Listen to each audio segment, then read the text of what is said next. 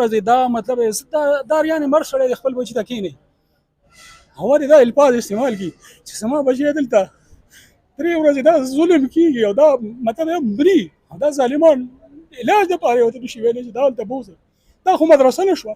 زه چې کلي ته لاړم ما ته هر سړی وایي یار دا تاسو بار بار راته خلک وایي تا ولې لنده کېنولې په سترګو کې هله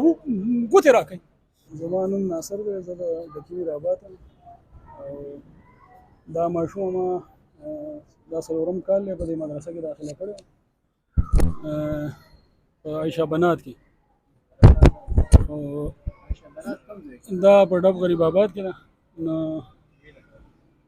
زه ولې داسې 2-3 هفتې بعد راځم او بله ورځ داسې اچانک غونډه کې رالم چې ما یې ملاقات لرو باسي د دې زما خیال دی 3 یا 4 ورځې شوي دي خو چې دا راویستل نو دی ما له مطلب یې په 2-3 کسه په ډنګه ډولۍ په کرسۍ کې راویستل نو ما ورته دا څه چل شوی دی نو دا خوب کې مو اړچېدلی مو چېرې دا مطلب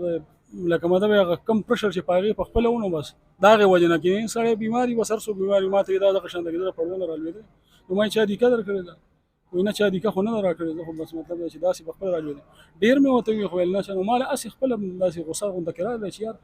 دومره دا ماشومه دی خو سترګې پړسېدلي تبې انتهایي سخته تبې وه بالکل داسې وه چې بالکل اور ته خط چې یار ما د خو به چا کال کړی وی دا خو مطلب هغه جینکو ته چې کومې ورسره وي ما یار تاسو چې څوک داسې ماشومان زخمي شي تاسو یې چاته پلارانو ته نه شئ ویلی نو له هغه وخت کې څوک نه و چې دوی سره ما مطلب ما هغوی ته مشرانو ته یا چا ته څه ویلی بس دا هغوی ما له راکړه ما ته ویل چې زه دا مطلب یې بوځم ما سره ګاډی ما راوسته ما 400 هسپتال ته راوسته جیل ته مې راوسته اکسرې مې وکړ نو ویل د دې خو پوزه ماته ده چې پوزه ماته ده بس هغوی څه دوی مې راکړه ویل زه دا به مطلب پوزه به اوس په خپله به ټیکي چې ما کور ته بوتلله ما ته هل نه ویل چې هلته لاړم مور ته یې وویل چې دا خو دغه شانته کې زه دغه دی استادانه چې کوم دي بس هغې والې نو بیا دې ما تپوس وکړم دا تاسو څنګه والې وایي دا چې ته ماشومانو سره شور مور کوم نو هغه چې وال مال یې وکړل نو بیا دې وړو خندل نو زه پکې د دننه رالم نه زما دا استاذه ده نه مطلب ما سره چې سبق ښودلی خو د هغه مولي صاحب انګور ده نو بس ما ورته وویل چې تاسو ځناور یې چې تاسو دا خبره کوئ نو دې وایي که دا ځناور یې ما ته وایي بس دغه خبره نور پکې څه نشته ځناور سره دې ما سر ونیو سر وویشتلم چې وویشتلم نو ما پوزه ماته شو پوزه ماته شوه زه باتروم ته لاړم هغه وینې مینې راننتلې نو په دې کې بیا ما سر مر ګرځېد هغه وینه چې ودرېدله نو د نورو استادانو ونیولم چې دغې لی بوتللم چې یاره مطلب دا جینۍ خرابه ده یا دا دغه ده نو هغوی ته دا ویلي چې دا مکر کوي دا الفاظ دقه دي چې دا مکر کوي نو به دا پرېږدئ نو دا بیا د دغې نه بعد ګنټه بعد د څه شی بیا رالوېدی ناصر یې لګېدی د دغې نه بعد بیا الټۍ کړي یو شپه مسلسل دې الټۍ کړي جینکو به د شپې ژړل خو هغوی باندې دومره پشه راوستی چې ګوره چا ته به اطلاع نه کوئ چا ته به وایه نه به مطلب دا بس دا مکر کوي دقه الفاظ دي بل څه نه به دا مکر کوي دا الفاظ دي نو چې دا ما لکه مطلب چې دا بیا دې بیا راغوښتله چې تا خو مطلب ته خو ډېره ښه جینۍ ده تا ولې داسې چل وکړو نو هغې ورته وایي چې ما خو ما دې جینکو ته وایي چې تاسو ځناور یې اوس هم وایي وخوړه بیا داسې کوئ نو تا هغه وخت کې ونې نو تا خو ما د پوزه ماته کړه بس خبره خو ختمه ده بیا خو پکې څه نه لکه مطلب تا چې ما صرف د ځناور لفظ دی بس او د ځناورو کار هسې هم دی نو بس که ته دا اوس که دا وایي چې دی په ځناور وایي نو ځناور ده د ځناور داسې نه ده دا انسانیت چې هسپتال ته موږ راوړل نو بس دوی خو راته دغه وي واپس مې کور ته وځه واپس چې ما ته خو هلته پته ولګېده چې دا داسې چل شوی خو د اړه مې ډېر وجې نه ډېر زیات سوځي په دې هېڅ شي نه یم که دا جینۍ والې وه استادان وال کوي خو 3 ورځې دا مطلب دا یعنې مر سړی د خپل بچي ته کښېني هوا دې دا الفاظ استعمال کړي چې زما بچی دلته 3 ورځې دا ظلم کېږي او دا مطلب مري او دا ظالمان علاج دپاره یې ورته نشي ویلی چې دا هلته بوځه دا خو مدرسه نه شوه زه چې کلي ته لاړم ما ته هر سړی وایي یار دا تاسو بار بار راته خلک وایي تا ولې لنده کېنولې په سترګو کې هله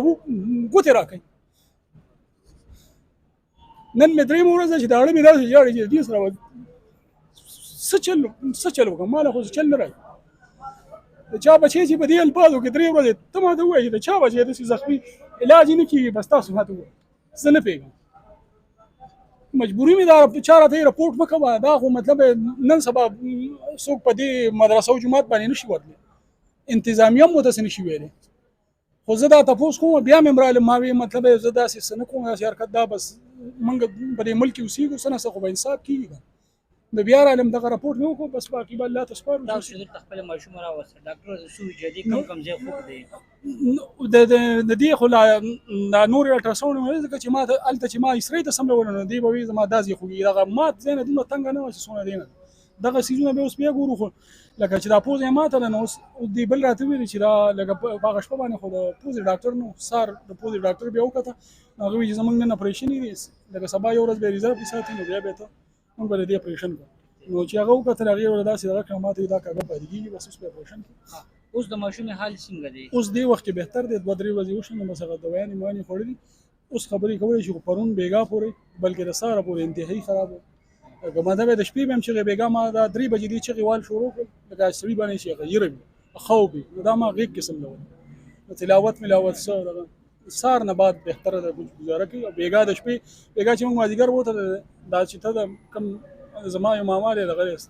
هغه راغی نو هغه ورته ژړل شروع کړل لکه دې دا حالات ولیدل نو هغه په ژړا شو بس سپین ږیری سړی سکول استاد